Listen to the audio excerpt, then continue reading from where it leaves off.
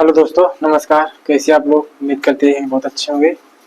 चलिए जो है मूल अधिकार पढ़ते हैं। आप सोचेंगे फिर से मूल अधिकार कहने मतलब पूरा तो हो ही गया है, लेकिन उसका कुछ मिसलेनियस टॉपिक में बचा। हालांकि कुछ भी नहीं है, लेकिन ये थोड़ा आप समराइज कर दें क्योंकि 3-4 मतलब लेक्चर हो चुका है, तो आपको भी पढ़ते पढ़ते बोर हो गए होंगे कि क्या मतलब अब भूल ना गए हों कितना लंबा ये कैसे खींचा जा रहा है। तो इसे हम समराइज करने के लिए जो है ये थोड़ा सा इसको हम बताना चाहते हैं। ठीक है, चलिए जो है आप बोर मत होइए, आप इसको देखिए 2 बार समझ में आ जाए, क्योंकि यहाँ से क्वेश्चन हमेशा बनते हैं, चाहे जो भी एग्जाम आपका हो यहाँ से क्वेश्चन अक्सर बनते हैं। ठीक है, चलिए देखते हैं मूल अधिकार। जैसे हमने बताया था मूल अधिकार 7 मतलब मूल संविधान 7 थे और वर्तमान समय में कितने हैं? 6 ही बचे हुए हैं, तो वही मतलब इसमें मेंशन किया गया है। ठीक है, देखते हैं। पहला जो है था समानता का अधिकार 14 से 18। ठीक, दूसरा जो है स्वतंत्रता का अधिकार वो कितना था? 19 से 22 था। ठीक है, तीसरा था, देखिए, पहला होगा समानता का अधिकार 14 से 18, दूसरा स्वतंत्रता का अधिकार 19 से 22। ठीक है, फिर शोषण के विरुद्ध अधिकार 23 से 24, फिर धार्मिक स्वतंत्रता का अधिकार 25 से 28। इसके बाद शिक्षा एवं संस्कृति से संबंधित जो अधिकार है वो 29-30 2 आर्टिकल है इसमें। ठीक है, अब जो है संपत्ति का अधिकार आर्टिकल 13 था, लेकिन 24 संविधान संशोधन करके 1978 में इसको जो है समाप्त कर दिया गया और इसको 300 का मतलब अनुच्छेद 300 का में उठा कर रख दिया गया और इसको भाग 12 में इसको फेंका गया। अब जो है ये क्या है? मूल अधिकार ना होकर संपत्ति अधिकार कौन सा अधिकार हो ये? अब एक कानूनी अधिकार हो गया। हमने आपको बताया जब कानूनी अधिकार को जो है कोई व्यक्ति विशेष नहीं छीन सकता, लेकिन सरकार को आवश्यकता पड़ेगी तो वो आपकी संपत्ति को छीन सकता है। ठीक है, देखते हैं जो है। ठीक, तो यही चीज है। ठीक, देखिए इसमें क्या था? कानून अधिकार, अब ये संपत्ति अधिकार इसको बना दिया गया। ठीक, अब ये क्या है? लास्ट में संवैधानिक उपचारों का अधिकार। ठीक, इससे आर्टिकल 32 में इसे कहते हैं रामबाण, मतलब रेमेडीज ऑफ इंडियन कॉन्स्टिट्यूशन, भारतीय संविधान का उपचारों का अधिकार है। ठीक है, इसी को अम्बेडकर जी ने जो है संविधान की आत्मा कहा है। ठीक है, और किस भाग को संविधान के किस भाग को जो आत्मा कहा जाता है, तो प्रस्तावना को भी संविधान का आत्मा कहा जाता है मतलब। ठीक, तो ये हो गया। इसी तरह शिक्षा का अधिकार भी आपका है, मूल अधिकार। सूचना का अधिकार है। ठीक, अब देखिए इसको याद करने मतलब आप इसको 2-3 बार ऐसे आप लिखिए, इसको क्रमबद्ध रूप से लिखिए, फिर इसी क्रम में इसको सजाएंगे तो 4 बार आप कर लेंगे, तभी आपको प्रॉपर रूप से याद हो जाएगा और भूलेगा नहीं। ठीक है, और जैसे कम रिविजन करना हो तो बहुत आसान हो जाएगा। ठीक, जैसे आपको फिर एक बार मौखिक रिविजन करा देते हैं। ठीक, जैसे पहला क्या था? समानता का अधिकार 14 से 18, दूसरा था और जो है स्वतंत्रता का अधिकार 19 से 22, फिर तीसरा शोषण के विरुद्ध अधिकार 23-24, फिर चौथा था धार्मिक स्वतंत्रता का अधिकार कितना था? 25 से 28, फिर जो है शिक्षा और संस्कृति का अधिकार ये कितने में था? 29-30, फिर संपत्ति अधिकार 31। इस वाला को वर्तमान में समाप्त कर दिया गया है। अब ये बता दिए ना कानूनी अधिकार हो गया है। तो लास्ट वाला कौन था? संवैधानिक उपचारों का अधिकार आर्टिकल 32। इसी को अम्बेडकर जी ने क्या कहा था? संविधान की आत्मा और या संविधान का हृदय। और उच्चतम न्यायालय ने क्या कहा था? ये मूल अधिकार मतलब जो संविधान की जो मूल विशेषता है उसमें से ये मूल संवैधानिक उपचार भी उसमें से एक है। ठीक है, अब ये हो गया। इसी तरह देखते हैं शिक्षा का अधिकार भी था। सूचना का अधिकार जो क्या है? मूल अधिकार है। यही जो आपकी जो बीपीएससी एग्जाम हुआ था टीचर वाला, ये इससे पूछा हुआ है। ठीक है, बीपीएससी 3.0 वाला। और मैं देखा था अच्छे टीचर लोग जो इसको गलत बता दिए थे और इसको बता दिए थे, कोई कह रहा था कि कानूनी अधिकार है, कोई राजनीतिक अधिकार बता रहा था, तो ये मतलब गलत है। लेकिन अब आप करेक्शन कर लीजिए, सूचना अधिकार क्या? मौलिक अधिकार है। ठीक, अब ये हो गया। अब देखते हैं मूल अधिकार क्या चीज नहीं है। ठीक, हमने बताया था ना अल्पीकरण में कि वैसे कोई भी मूल अधिकार आपका हो जो दूसरे के मूल अधिकार को क्या करता है? डिस्टर्ब करता हो, उसको क्षति पहुंचाता है या उसको कम करता हो, वहीं पर आपका मूल अधिकार क्या होता है? समाप्त कर दिया जाता है। ठीक, वही चीजें इसमें है। तो मूल अधिकार क्या नहीं है? जैसे अनिवार्य रोजगार का अधिकार। बताओ अगर अनिवार्य रोजगार हो जाए तो देश में बेरोजगारी खत्म हो जाए। ठीक है, ये चीज ऐसा अपने यहाँ नहीं है। लेकिन यही चीज क्या है? चाइना वगैरह में वहाँ अनिवार्य रोजगार है, रूस में भी ऐसा ही प्रावधान है। सन 1600 शताब्दी में ईस्वी में ब्रिटेन के जहाँ जो राजा होते थे उन्होंने ऐसा संविधान मतलब कानून रूप से वो कंपलसरी कर दिया कि हमारे मतलब ब्रिटेन में जो भी लोग जो है मतलब फालतू जो घूमेंगे कोई काम नहीं करेंगे उनको पकड़ के जो है जेल में डाल दिया जाएगा। और इसी डर से वहाँ जो है ब्रिटेन के लोग जो है कुछ न कुछ स्किल सीख लिए और स्किल जो नहीं भी सीखे थे वो बिना स्किल सीखे कोई ना कोई काम करना शुरू कर दिए थे, चाहे वो मजदूरी करना शुरू कर दे, बढ़ई मतलब बढ़ई का भी काम, हालांकि इसमें भी स्किल लगता है, मतलब चाहे कुछ भी काम करना हो मतलब सीख ली। इससे क्या हुआ, हालांकि बाद में जो राजा ने इसको वापस ले लिया, लेकिन इससे जो है वहाँ की जो मतलब बहुत वहाँ तरक्की देखने को वहाँ मिला।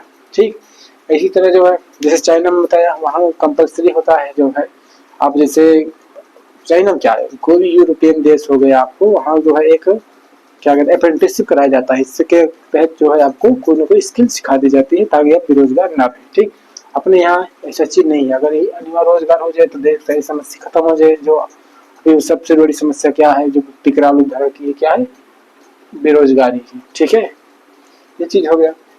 रोजगार का सबसे बड़ा कारण ये भी है अपने लोगों की जो भारत में जो शिक्षा, बुनियादी जो शिक्षा है वो भी इतनी ज्यादा चौपट है, ज्यादा खराब है।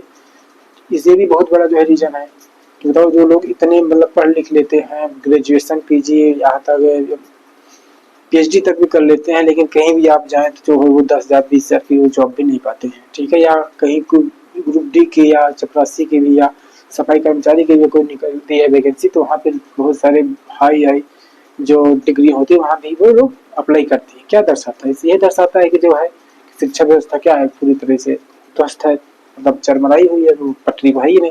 वो तो छोड़िए, अब देखो छोटे छोटे बच्चे को देखिए जो क्लास 3 में है, 5 में है, 4th में, वो लोग जो आज के समय वो कोचिंग जाते हैं।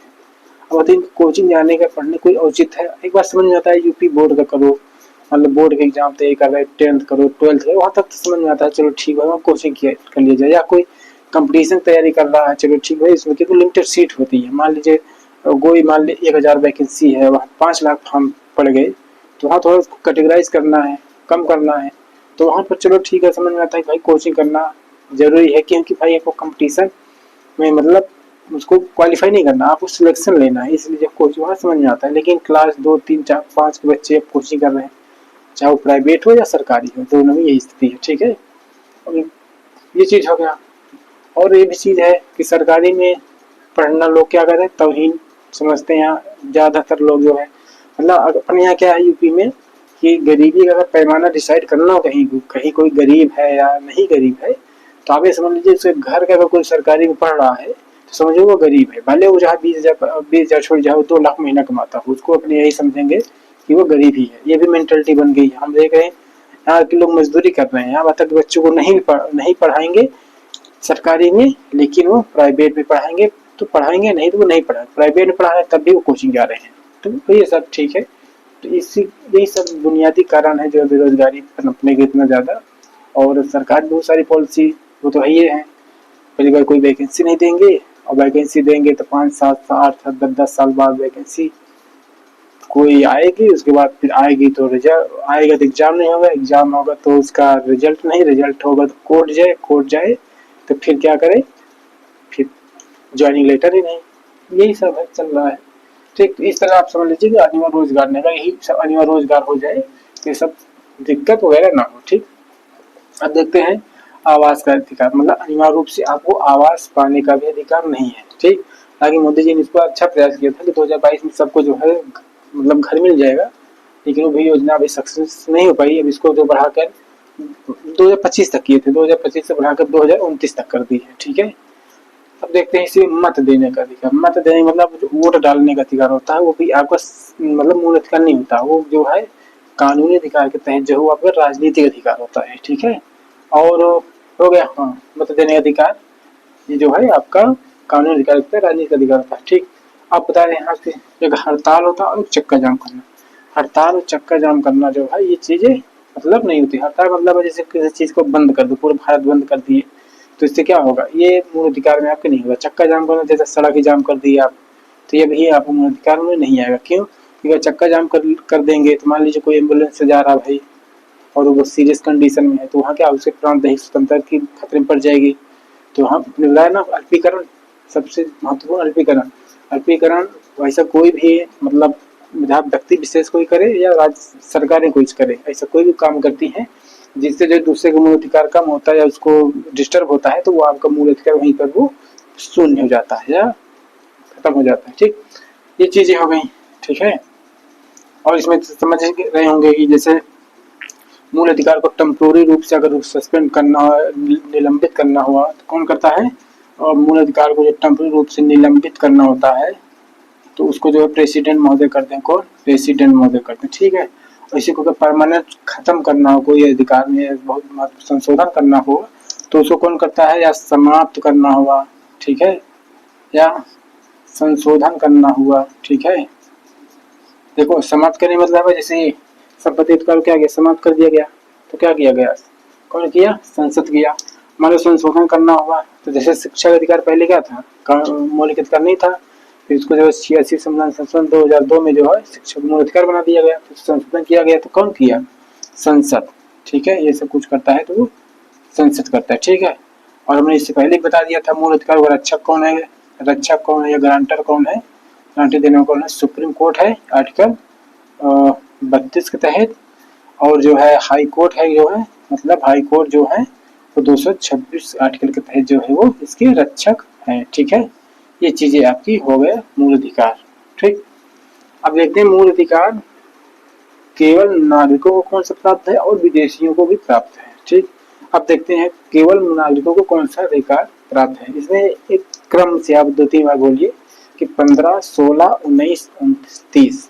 क्या 15, 16, 19, 29, 30 ये सिर्फ और सिर्फ भारत के नागरिकों को प्राप्त है, मतलब जो भारत के मूल नागरिक हैं उन्हीं लोगों को प्राप्त है, ये विदेशियों को नहीं प्राप्त है। ठीक है, जैसे 15 हो गया, क्या 15, 16, 19, 29, 30 ये 5, ये जो 5 मूल अधिकार है ये किसको प्राप्त है, ये 5 मूल अधिकार जो है ये आप समझ लीजिए कि इन नागरिकों को प्राप्त है। ठीक है, और बाकी जितना और बच रहा है वो सब मतलब देश से या विदेशी दोनों लोगों को प्राप्त है मूल अधिकार। ठीक, ये चीज आपका हो गया।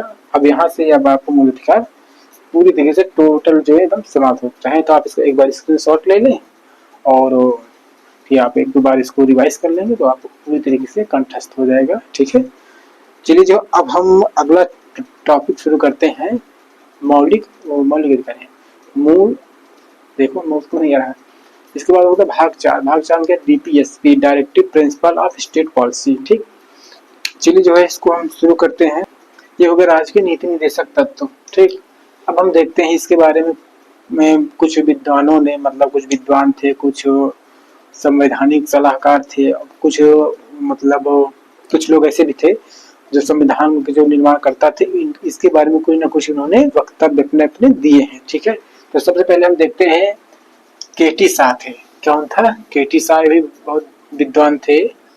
केटी शाह ने इसके विषय में क्या आर्गुमेंट किया है, ठीक है, इसके विषय में ये आर्गुमेंट किया है नीति निर्देशक तत्व तो ऐसे मतलब ये ऐसे प्रावधान किए गए संविधान में जिसको राज्य तो दे सकता है, मतलब राज्य इशू कर सकता है, लेकिन इसको जो बैंक है बैंक इसको अपनी इच्छा अनुसार देगी। नहीं समझे, इसका मतलब है नीति निर्देशक तत्व ऐसा चेक है जिसको सरकार काट मतलब राज्य काट जोड़ सकती है, लेकिन उसका भुगतान जो बैंक अपनी इच्छा अनुसार करेगा। ठीक है, क्या कहता है ये ऐसा, आप शॉर्ट में समझिए, ऐसा चेक है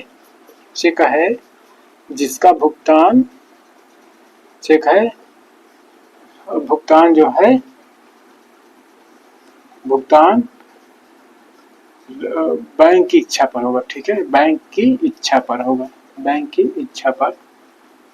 ठीक, अभी समझेंगे बैंक की इच्छा पर क्यों है। ठीक है, वैसे भी तो अगर कोई भी अमाउंट अगर जैसे चेक में भर दी जाती है तो चेक फिर बैंक वाले मतलब उतने ही अमाउंट रोज जारी करते हैं यदि उस बैंक में है तब। इसीलिए जो है बैंक की इच्छा पर डिपेंड करने का मतलब है, जैसे राज्य या सरकार ने मान लीजिए किसी को देना तो बहुत चाहती है, लेकिन जब सरकार पर उतना संसाधन ही नहीं है, मतलब इच्छा पे इसीलिए कहा गया जब उसके पास इतना है ही नहीं बैंक में तो वो देगा क्या। ठीक, अभी आगे इसको बताएंगे। ठीक है, और एक दूसरे विद्वान थे बी एन राव, ये जो है संविधान सभा के संवैधानिक सलाहकार थे बी एन राव। इन्होंने जो है मूल अधिकार, इससे पहले जब पढ़ लिए मूल अधिकार इन्होंने 2 भागों में बांटा। एक जो है था जो बहुत जरूरी था, और एक जरूरी कहने मतलब है जो मतलब सरकार के लिए बाध्यकारी था, और एक जो बाध्यकारी नहीं था। ठीक है, तो इसी तरीके मूलतः उन्होंने दो भागों में बांटा जो है इसको, दो भागों में बांटा, दो भागों में बांटा। ठीक है, दो भागों में बांटा। कौन कौन भागों में बांटा भैया? भाग एक, भाग 3 जिसको हम आप मूल अधिकार पढ़ चुके हैं, और दूसरा था जो है भाग, और दूसरा था जो है भाग 4 जिसको अब हम चल रहे हैं शुरू करने पढ़ने। ठीक है, ये भाग 2 भाग 3 में बांटा। ठीक है, ये जो बिंदाओं के अनुसार जो है जो ये मतलब डायरेक्टिव स्टेट पॉलिसी है, ये भी जो है मूल अधिकार की वो मानते हैं। ठीक है, अब देखते हैं डॉक्टर अम्बेडकर साहब ने इसके बारे में क्या था। डॉक्टर अम्बेडकर साहब ने क्या कहा? ठीक है, ठीक है, इन्होंने कहा भैया ये जो होगा लोक कल्याणकारी है। ठीक है, ये क्या होगा? ये लोक कल्याणकारी होगा। ठीक, लोक कल्याणकारी होना चाहिए। ठीक, इसके बारे में उन्होंने कहा था कि जब भी जो भी कोई सरकार होगी, जब भी मतलब शासन चलाएगी देश में, तो वो जो है नीति निर्देशक तत्व को जो है केंद्र बिंदु में रखकर ही जो है वो सरकार को चलाएगी। यदि वो उसको केंद्र में रख करके जो है नहीं चलाती है, तो आने वाले जो समय में होगा जनता जो है उनका जो है हिसाब जो है अपने मत के माध्यम से वो करेगी। इसका मतलब है अगर वो मतलब वो नहीं करते तो उनको क्या जनता को सरकार दोबारा नहीं आने देगी। अब देखते हैं इस सब पीछे मजबूरी क्या थी। देखिए, हम सभी लोग जितने भी इस धरती पे हैं, जो इनका ठीक ठाक थोड़ा दिमाग बुद्धि है, जो चलता है, जो थोड़ा महत्वाकांक्षी टाइप के लोग हैं, तो उनकी सबकी क्या है अपनी अपनी कुछ ना कुछ जो है एक सपना होता है, कुछ ना कुछ उद्देश्य होता है।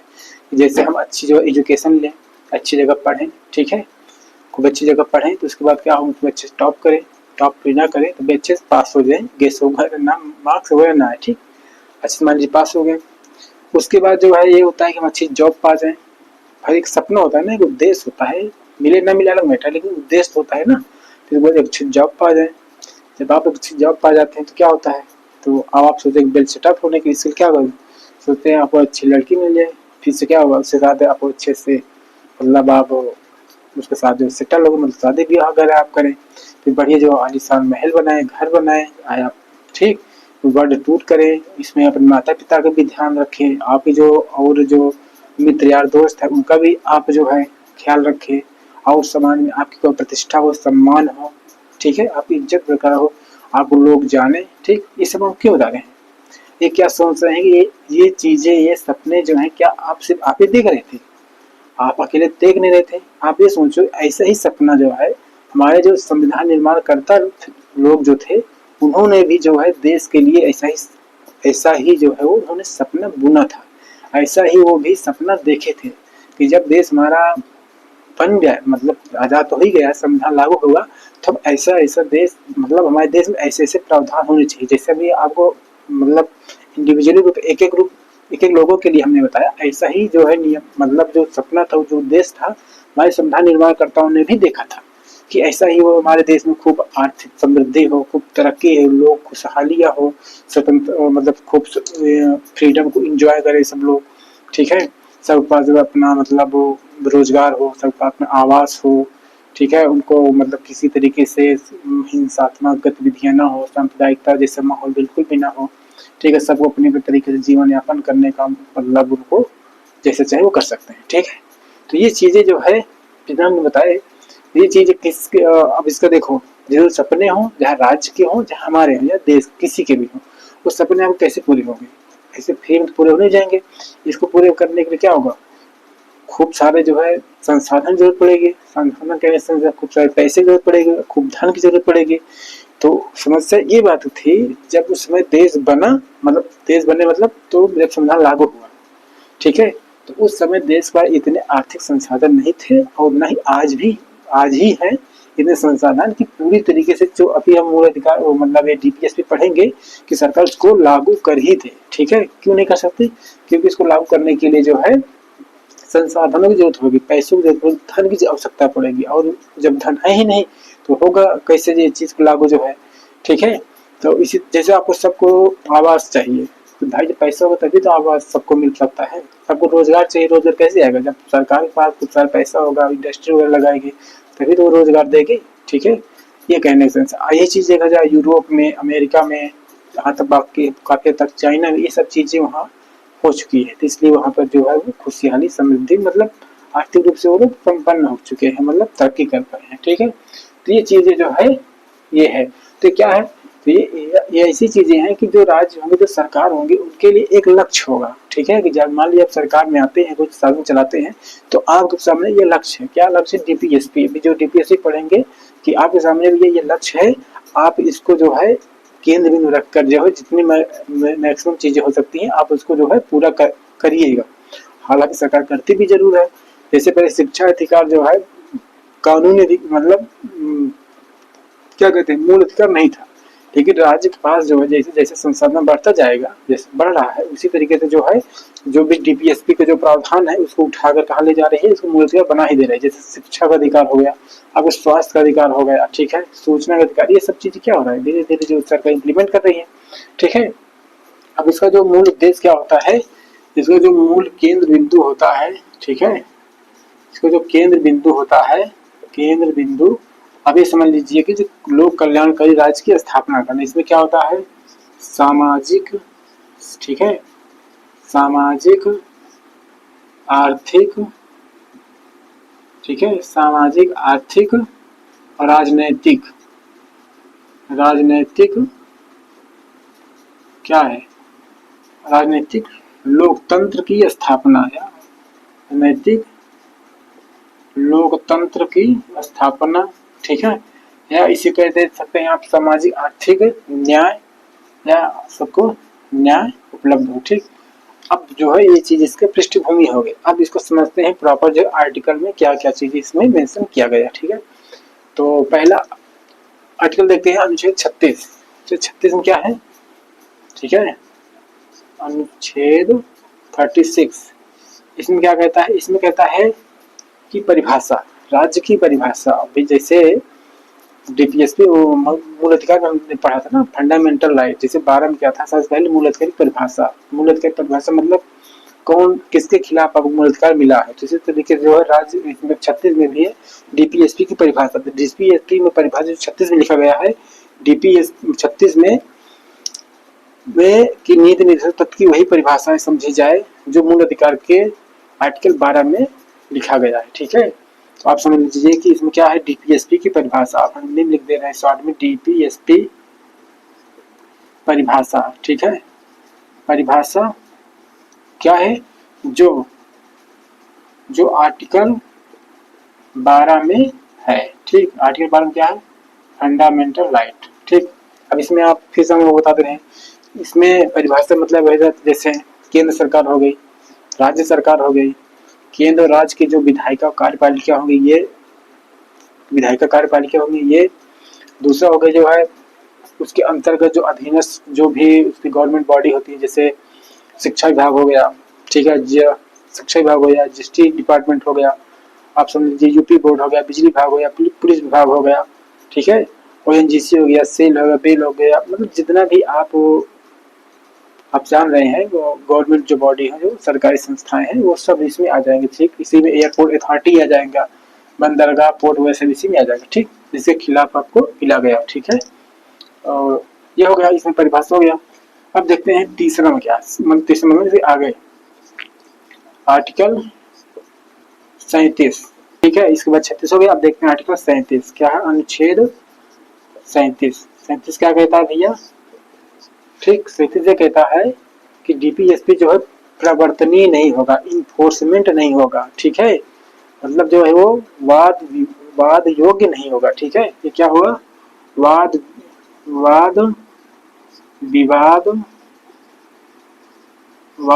विवाद योग्य नहीं होगा। ठीक है, ऐसे कह सकते इन्फोर्समेंट नहीं होगा, इन्फोर्समेंट नहीं होगा। ठीक है, अब देखो क्यों नहीं होगा भैया, जब देश के पास संसाधन ही नहीं है इतना, जैसे सबको अनिवार्य रूप से रोजगार होना चाहिए, सबको मतलब अनिवार्य रूप से जो है आवाज होना चाहिए। हमने पहले बता दिया आपको सपने जो थे वो सपने पूरा कराने के लिए कैसे होगा, ऐसा तो हो नहीं जाएगा। सबको सपने पूरा कराने के लिए फ्री में, उसके लिए संसाधन जरूरत पड़ेगी। तो इसके लिए जो आप सुप्रीम कोर्ट में या हाई कोर्ट में नहीं जा सकते कि राज्य मतलब कि डीपीएसपी में सारे प्रावधान तो किए गए हैं, तो हमको सरकार क्यों नहीं दे रही, हमको भी ये चीजें दे के, अगर जो डीपीएसपी में संविधान में लिखा गया है तो ठीक है, इसलिए नहीं दिया जा सकता क्योंकि सरकार के पास क्या संसाधन नहीं है, तो आपको देगा कहाँ से। ठीक है, क्या ही वाद योग्य या वाद विवाद नहीं है। ठीक है, अब इसी में देखते हैं जो है आर्टिकल 37 केवल 38, आर्टिकल जो होता है 38। ठीक है, ये क्या होता है, इसमें कहा गया है जो राज्य की जो मतलब जो नेचर होगा, राज्य का जो नेचर होगा लोक कल्याणकारी वाला होगा। कैसा होगा, लोक कल्याण की अभिवृत्ति समझिए आदत। ठीक, तो लोग मतलब जो राज्य का जो नेचर होगा वो कल्याणकारी वाला, मतलब कल्याणकारी राज्य की, लोक कल्याणकारी का राज्य की अभिवृत्ति होगी, मतलब उसका नेचर होगा। ठीक, इसमें लोक कल्याणकारी कहने का सेंस होता है जैसे जो राज्य है वो क्या करेगा, लोगों का जो है सामाजिक उत्थान करे। ठीक है, सामाजिक करेगा तो इससे कैसे होगा, आर्थिक उत्थान करे। ठीक है, आर्थिक करे, फिर जो राजनीतिक उत्थान करे, राजनीतिक रूप से उन सबको जो अवसर प्रदान करे। ठीक है, इसी में जो है सबको समुचित रूप से न्याय प्रदान करे इसी में। ठीक है, और इसी में जो लोकतंत्र की जो है स्थापना अच्छे से कराए। ठीक है, ये सब चीजें जो है इसमें लोक कल्याण की वृत्ति में आता है। ठीक, अब देखते हैं आर्टिकल 39 में क्या है, 39, आर्टिकल 39। ठीक, आर्टिकल 39 में देखते हैं, शायद इसमें नहीं दिखेगा। 39 क्या कहता है, ये कहता है स्त्री पुरुष जो होंगे समान कार्य के लिए समान वेतन दिया जाएगा। क्या होगा, स्त्री पुरुष को समान कार्य के लिए समान वेतन, समान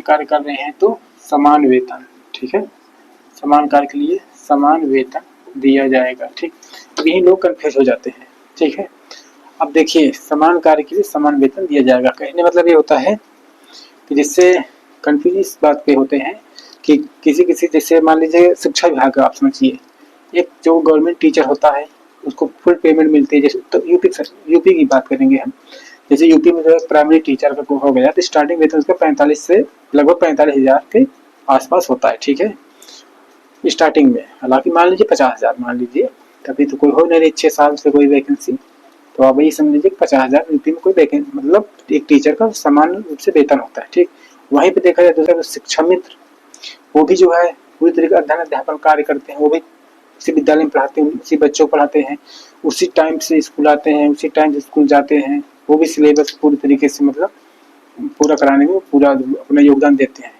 अब एक तरफ देखो जो पूर्णकालिक शिक्षक है उसको 50,000 मिल जाता है, लेकिन वो जो शिक्षा मित्र उनको महज 10,000 रुपया दिया जाता है। क्यों, आप यहाँ जो है हो सकता है ना स्त्री पुरुष समान कार्य के लिए समान वेतन, इसका उल्लंघन हो रहा है ना, लेकिन नहीं, ऐसा नहीं है। इसमें ये चीजें हैं कि जो उनकी जो नियुक्ति का जो प्रावधान है वो देखा जाएगा, वो प्रक्रिया क्या है, वो परमानेंट है, टेम्पोररी है, एडहॉक पे है या गेस्ट टीचर है, तो उसमें भेदभाव मतलब ऑलरेडी हो चुका है, क्योंकि वो लोग जो है क्या गेस्ट टीचर है, अस्थायी रूप में है, तो इसलिए जो उनको वेतन नहीं दिया। अगर वहीं पे जो है जैसे दोनों लोग गवर्नमेंट टीचर हों, समान योग्यता हो, समान मतलब क्वालिफाइंग करके एग्जाम गए हों, उस आधार पर जो है अगर ऐसा है तो वहां पे जो है राज्य जो है किसी के साथ भेदभाव नहीं कर सकती जो है। ठीक है, ये कहने मतलब। ठीक है, तो इसलिए उसको समान कार्य के समान वेतन। ठीक, इसी में जो है एक और जिसमें प्रावधान कर दिया गया था आर्टिकल 39 का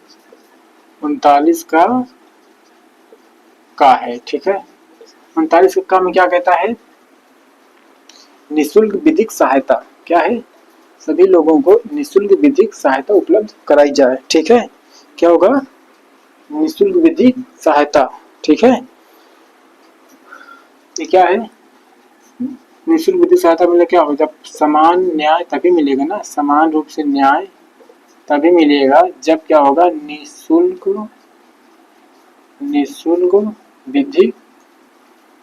विधिक सहायता। अब आप ये समझ लीजिए ये क्या है, निःशुल्क विधिक सहायता। ठीक है, देखिए आज भी देश में इतने बहुत सारे वर्ग ऐसा है कि अगर उनके साथ कोई भी मतलब गलत कार्य हो जाए, कोई भी उनकी मतलब जमीन जायदाद हड़प ले या उनको कोई मारपीट उनके साथ कर ले, कोई हिंसात्मक गतिविधियां अगर उनके साथ हो जाती हैं, तो बहुत सारे लोग ऐसे भी हैं कि वो न्यायालय में जाने के लिए जो उनके पास इतने पैसे नहीं होंगे कि जो है वो एक अच्छे से वकील को हायर कर लें। ठीक है, तो ऐसे कंडीशन क्या होता है, जो बहुत दबे कुचले वर्ग हैं, जो गरीब पर मतलब बैकग्राउंड से बिलोंग करते हैं, तो ऐसे लोगों के साथ अगर ऐसा कोई अन्याय हो जाता है, उनके साथ कोई ऐसा मतलब हिंसात्मक घटना या कुछ भी मतलब हो जाता है, दीवानी फौजदारी कुछ भी अगर केस वगैरह हो जाता है, तो ऐसे लोग अगर केस लड़ने के लिए मतलब उनको अपना केस टेक ओवर कराने के लिए अगर कोई वकील को पैसे देने के लिए अगर उनके पास नहीं होता है, तो ऐसे कंडीशन में आप न्यायालय में जाएंगे वो व्यक्ति, तो जज साहब जो है उनके लिए जो है एक जो है वकील की व्यवस्था वो कर देंगे। ठीक है, ताकि उनका जो है सुनवाई मतलब उनका जो केस है वो वकील कर सकें, क्योंकि जो भी न्यायालय की जो प्रक्रिया होती है बहुत पेचीदा होती है, सामान्य बस लोगों की बस की बात नहीं है कि उसको एक अच्छे से वो रिट भी नहीं दायर कर सकते। ठीक है, अच्छे अच्छे लोग नहीं दायर कर सकते, लेकिन रिट दायर करना बहुत बड़ी बात है। वो मतलब अपना केस का अपीयरेंस जो करा कहते हैं वो भी नहीं अपील करा सकते। ठीक, तो इसलिए जो इसको विधिक सहायता दिया गया है, ताकि कोई ऐसा ना हो कि पैसे के अभाव में उसका ना हो। ठीक, जब ऐसे कंडीशन में सब सरकारी वकील रखता है कोई, तो इसी कंडीशन में वो अमूमन हार ही जाता है, क्योंकि भैया वकील का काम क्या है, बिना पैसे का कोई लड़ेगा तो क्या करेगा, वो हारेगा ही ज्यादातर, हारता ही है जो है। ठीक, तो ये हो गया। अब देखते हैं आर्टिकल 40 अनुच्छेद अनुच्छेद 40 क्या कहता है, इसमें कहता है ये क्या प्रावधान, इसमें ग्राम पंचायत। देखिए, ग्राम पंचायत को लेकर के गांधी जी वर्सेस डॉक्टर अंबेडकर साहब में समझ लीजिए वैचारिक युद्ध हो गया था। वैचारिक युद्ध, टेबल नाला नहीं। ठीक, गांधी जी ये कहते थे कि जो शासन व्यवस्था होगी, ठीक है, देखो कहीं भी होता है जो वर्ग होता है, ठीक है, ये हो गया, ठीक, ये हो गया, ये ठीक, ये टॉप पे होते हैं, टॉप पे कुछ ही लोग होते हैं, ज्यादातर क्या होते हैं निचले स्तर के होते हैं। तो गांधी जी का कहना था जो ग्राम पंचायत जो का व्यवस्था होना चाहिए, और अम्बेडकर जी कहते थे ग्राम पंचायत नहीं होनी चाहिए। गांधी जी इसलिए कहते थे ग्राम मतलब होना चाहिए ग्राम पंचायत, क्योंकि जो शासन की जो व्यवस्था चलेगी, ठीक है, जो भी मतलब राज्य व्यवस्था का जो भी प्रावधान किया जाएगा शासन चलाने के लिए, वो निचले स्तर से किया जाए। कहाँ से किया जाए, निचले स्तर से किया जाए। ठीक है, निचले स्तर का सेंस है, जैसे भी कोई भी योजनाएं अगर को किसी योजनाओं को अगर क्रियान्वित कराना है तो निचले स्तर पर करना चाहिए। कहने मतलब है जैसे ग्राम पंचायत गांव में होती है, कि भारत जो गांव का देश है, आज भी जो है लगभग 70% ज्यादा जनसंख्या गांव में ही निवास करती है। तो उस समय भी, उस समय तो और ज्यादा थी, तो उस समय 90% के आसपास जो है गांव में जनसंख्या मतलब रहती थी। इसलिए जो गांधी जी कहते थे ग्राम पंचायत होनी चाहिए, ताकि जो निचले स्तर पर ग्राम पंचायत रहेगी तो वही जो मतलब अपने गांव का विकास जो है ये ग्राम पंचायत करेगी। जब ग्राम पंचायत विकास होगी तो धीरे धीरे टॉप लेवल पर ये चीजें होगी। ठीक है, लेकिन यही अम्बेडकर जी जो इस सख्त खिलाफ थे, सख्त खिलाफ इसलिए थे कि मतलब गांव में जो था उस समय जो है 1950 की बात कर रहे हैं, तो उसमें जो क्या आज भी चीजें हैं, क्या जो हम बताने जा रहे हैं कि गांव में जो है जो उच्च कुल के लोग हैं, जैसे ब्राह्मण क्षत्रिय हो गए जो है, तो इन लोगों का प्रभुत्व जो है मतलब गांव में स्थापित होता है। अगर कह रहे थे अम्बेडकर जी, अगर इस ऐसा कोई ग्राम पंचायत की मतलब व्यवस्था किया जाएगा, चुनाव वगैरह किया जाएगा, तो कौन जीतेगा भाई, जो मतलब जो प्रभावशाली जो वर्ग है वही जीतेगा। तो इससे क्या होगा, जो कमजोर है और कमजोर होता जाएगा, मजबूत और मजबूत होता जाएगा। इसलिए जो इसके सख्त खिलाफ थे। ठीक है, क्योंकि इसका जो है ये समान रूप से ये नहीं हो पाता, क्या ये लागू, ठीक है, इसमें असमान हो जाते हैं, ये चीजें हो गई। अब देखते हैं 41 क्या हुआ, आर्टिकल 41, ठीक है, अनुच्छेद 41। अनुच्छेद 41 क्या कहता है, कुछ विशेष दशाओं में, क्या कुछ विशेष दशाओं में से मतलब सहायता प्राप्त कराना, कुछ विशेष दशाओं में, ठीक है, कुछ विशेष दशाओं में, ठीक है, कुछ विशेष दशाओं में क्या सहायता उपलब्ध कराना, जैसे कोई हो गया वृद्धा पेंशन, वृद्ध लोग हैं भैया उनको वृद्धा पेंशन उपलब्ध कराओ, ठीक है, सरकार देती है, ठीक है। इसी में हो गया जैसे वृद्धा पेंशन हो गया, विधवा पेंशन हो गया, ठीक है, सरकार देती है ना, ठीक है। इसी में जो दिव्यांग लोग हो गए, अब इसको दिव्यांग बोलिए, अब इसको विकलांग मत बोलिएगा, ठीक है। अब इसको दिव्यांग लोगों को क्या है, साइकिल उपलब्ध कराई जाती है, ठीक है, इसी के तहत। तो ये जो होता है कुछ विशेष दशाओं में जो है इनकी लोगों को जो है आर्थिक सहायता मतलब उपलब्ध कराई जाए, ठीक है। अब देखते हैं 42 क्या कहता है, अनुच्छेद 42 ये कहता है मनोचित दशा में, मतलब मनोचित दशा मतलब कुछ विशेष दशा मतलब जो मन के अनुसार जो उचित हो वैसा ही मतलब कार्य दिया जाए। कैसे? मनोचित दशा, मनोचित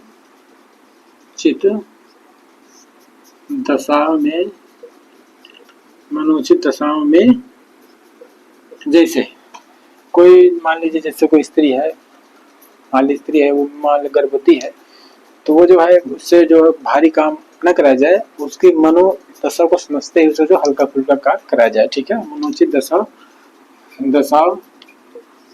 के अनुसार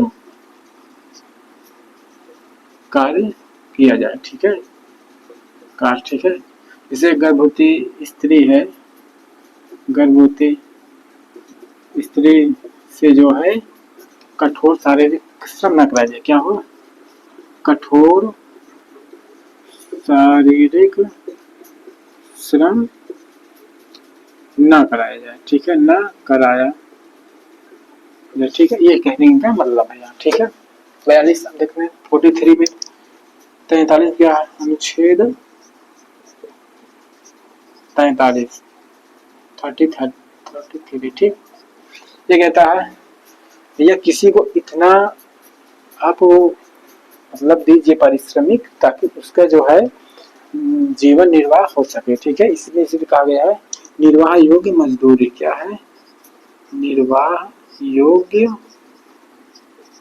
मजदूरी, ठीक है। देखो किसी को, इसीलिए जो है सरकार जो है न्यूनतम पारिश्रमिक अधिनियम के तहत 1948 में 1948 में जो है न्यूनतम निर्वाह मतलब न्यूनतम निर्वाह योग्य मजदूरी जो था प्रावधान उसका ऐसा किया गया था, ठीक है, कि किसी को इतना मतलब जैसे ये चीज ज्यादातर प्राइवेट में चीजें होता है, मान लीजिए कोई किसी काम कराता है, सबसे ज्यादा दुर्दशा तो मतलब प्राइवेट स्कूलों की है, जैसे वहाँ जो है खासा जो महिलाओं के वहाँ जो उनसे जो है दिन में 7-8 घंटा को काम भी लेते हैं और उनको कहीं देखते हैं 1,500-2,000 हजार यहाँ तो 1200 से 1500 रुपया में उनको जो है हायर किए रहते हैं, ठीक है। तो क्या लगता है 1,500-2,000 हजार में किसी का जीवन योग निर्वाह मजदूर मतलब हो सकता है, नहीं हो सकता जो है। तो ये चीजें मतलब बहुत दयनीय स्थिति है। इसका एक ट्रिक है याद करने के लिए, जैसे ये 41, 42, 43 इसका आप समझ लीजिए ट्रिक क्या, दमन दमन मतलब होता है कुछ विशेष दशा में, ठीक है, ये लिख देना विशेष दशा में हो गया। मां से हो गया मनोचित, कहा गया मनोचित दशा, ये हो गया मनोचित, ठीक। ना से मतलब समझे निर्वाह योग्य, ठीक। तो आप इसे समझ सकते हैं क्या है ये ट्रिक आप बीच बीच में आप लगाते रहेंगे तो ठीक रहेगा समझने के लिए, ये चीज हो गया। अब देखते हैं 44 क्या है 44, ठीक, अनुच्छेद 44 ये क्या कहता है, समान सिविल संहिता।